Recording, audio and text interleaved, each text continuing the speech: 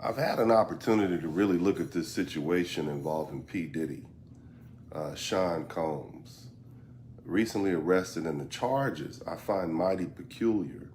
They hit him with RICO charges, RICO. Okay, RICO charges were usually used to indict members of the Italian mafia. You see what I'm saying? And so when you hit somebody up with, oh, shout out to Buddy. Buddy is definitely always into making his appearance. But back to the subject matter at hand. So when you hit somebody with a RICO charge, what that is you're saying that there was some sort of conspiracy, some sort of ongoing criminal enterprise. But then when you look at the breakdown, it's like, yeah, okay, he's a freak.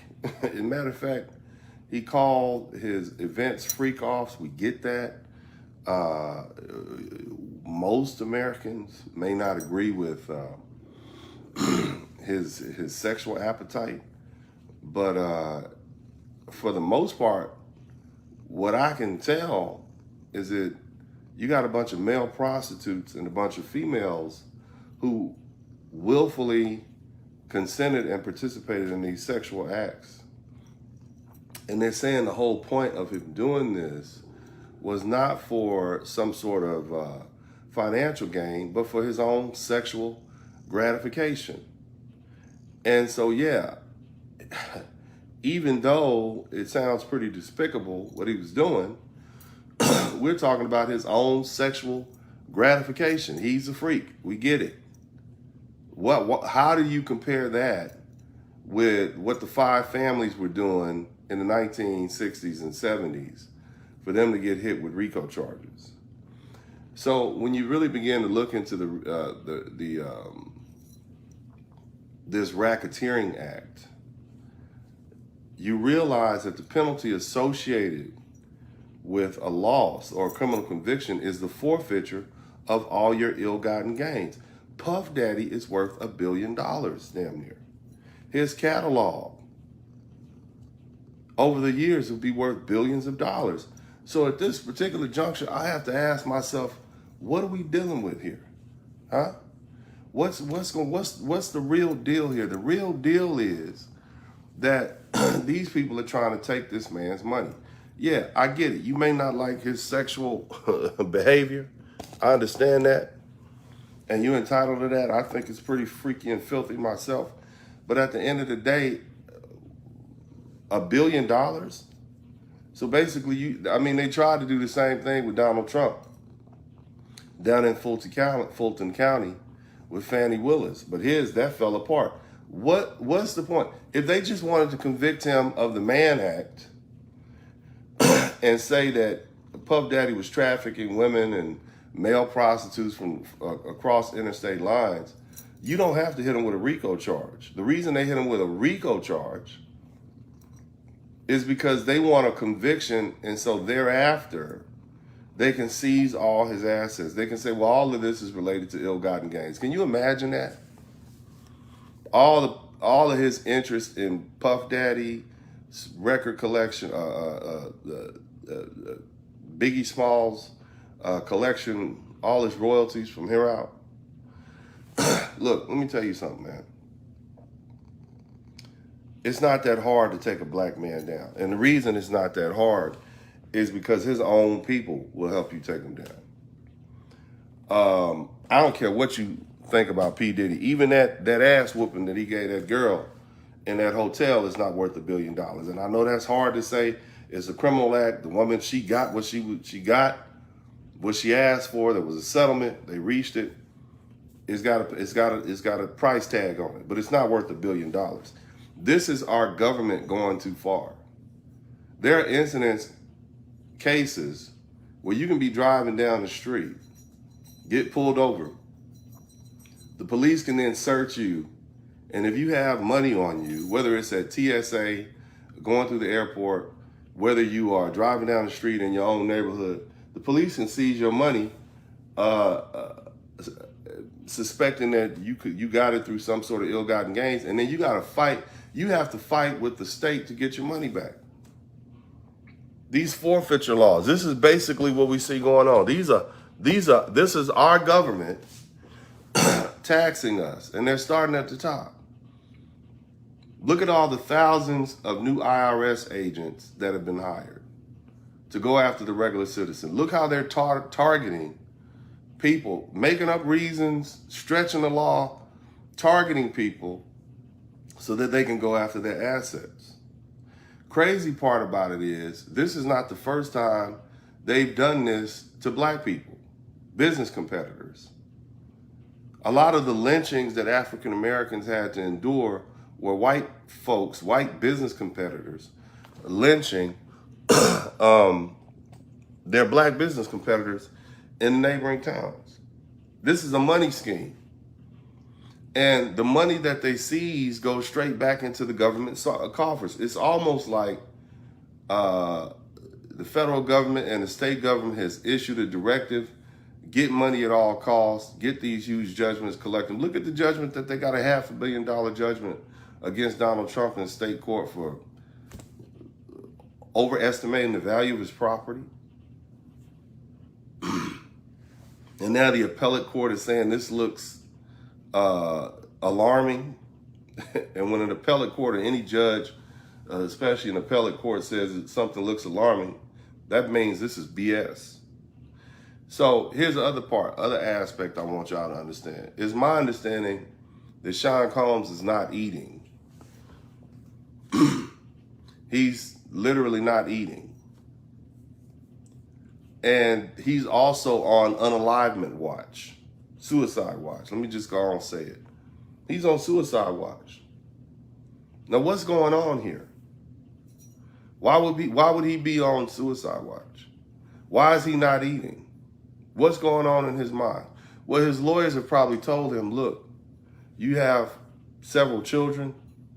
You have people that depend on you. If you risk the chance and you fight the case, and I think it's a weak case, and you might be able to win on appeal if it gets in front of the Supreme Court, but that could take years. You'll still be in jail. He's 55, 56 now. By the time this case is over, he'll be 66 years old. You have to ask yourself, how much time and money will this take?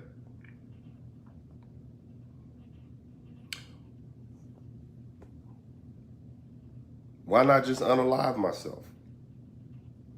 Why not just stop eating, get so sick, I have organ failure, kidney failure, and then I unalive? Because see, if that's the case, they can't get a judgment against me. And so the case goes away. And then I'm able to save that $1 billion fortune, and it gets passed down to my children. And that way I go out on my own terms. I understand what's going on in P. Diddy's mind.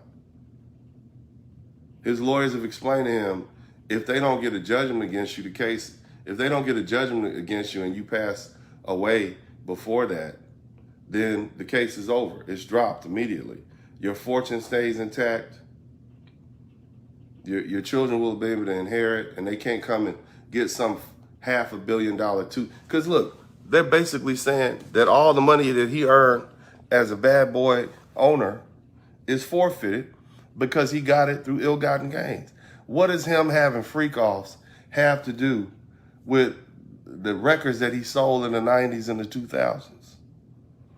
This is what the government is trying to do. And I want every American, whether you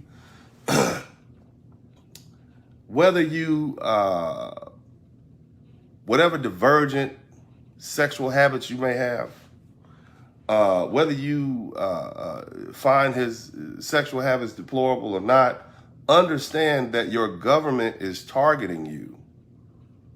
And this is just flat out targeting you, trying to take your money with trumped up charges. That's what RICO was about. Because at the time when the RICO cases, at the time this RICO law was drafted, you had these mafia families, and they would arrest somebody for a crime, and that person would go to jail, and then they would get out, but you were never able to touch the bosses, even though the bosses may or may not have given the order. So now you have a criminal enterprise. In other words, you didn't necessarily have to commit the crime. All we have to prove is that you were associated or affiliated with this criminal enterprise. And then we can drag everybody down. And on top of that, we're going to take your lifeblood away from you. That's your money. Because if the money is still intact, then all they're going to do is fill some spots, get some new bosses, underboss, consigliere, captains, foot soldiers, button men, whatever, and the organization is back up and rolling. But if we take their money away from them, then we kill it. We kill it. And that's what you see happening. That's what they're trying to do to P. Diddy. So this is not about P. Diddy and the crimes he committed. If they just wanted to put him in jail for transporting women across state lines or transporting prostitutes, male prostitutes, are y'all really concerned about male prostitutes? Let's just keep it 100, America. You don't really give a damn about some male prostitutes clapping each other's cheeks. Wow. Puff Daddy uses that baby oil. I mean, y'all don't care about that. Not at all. And neither does the government. The government has never seen men being exploited sexually as victims. If they did, they would go stop all that prison grape that's going on, or they'd stop all those grapes that's going on in the United States military. They don't give a damn about that. This is about money. Somebody type money in the chat room. This is about money, money, money, money, money, and whose money can we take? Let's look on the list. All right, if we can hit Puff Daddy with a RICO charge, then we get a judgment against him. Well, doggone it, we can take $1 billion and all his future assets, and we can say it's related to it's ill-gotten gains. That's what's going on here. And he's not the first, and he won't be the last. All of these actors and entertainers associated with him, all of them are subject to go down. Everybody can get their money took. I see it for what it is at this point. I really hadn't had a chance to digest it, but that's what this is about. It doesn't take that much to put somebody in jail. But to charge him with a RICO charge, they're trying to get him in there for the financial seizure aspect of. They want to take this man's money. And it won't be the first time that they've taken black people's property. This country has a history of it, whether it's finance, whether it's land, private property, land, and also, I want to say corporeal or movable, but movable property. They're taking this stuff. That's what this is about. And it's a damn shame. And I'm really sad that so many black people, especially these pundits, have jumped on the bandwagon of just gung-ho and vilifying Sean Combs. And many of them are freaks their damn self. So what? The man's gay. I think we all knew that. He was a little suspect. Most Americans think most of these Hollywood types are weirdos. We think most of them are weirdos and have divergent sexual appetites. Okay? That's what most of us think. I mean, that's why we call it Hollyweird. But now, if you're gonna go ahead and take this man's money, his hard-earned money, because he has some freak-offs. Look, and then see, the thing is, they make it, they're trying to hit him with these salacious sexual charges because it makes it impossible for anybody to want to step up and try to defend him. But at the end, and so it's like, oh, you're a bad person. You're defending P. Diddy. Look what he did to Cassie. Cassie got like $20 million for that ass whooping. She might as well have been in a professional fight.